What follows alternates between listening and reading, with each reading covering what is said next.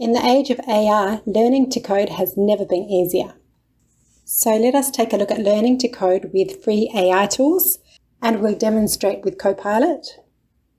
Just before we begin, a quick note.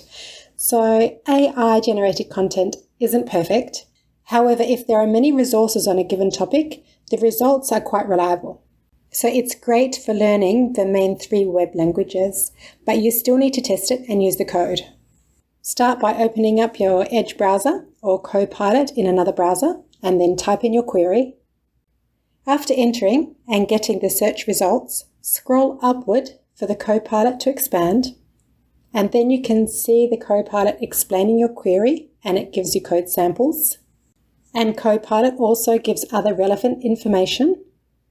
And note at the bottom the references. All these references are from authoritative sources, which tells you that the information is trustworthy. But like I said, you should test it yourself.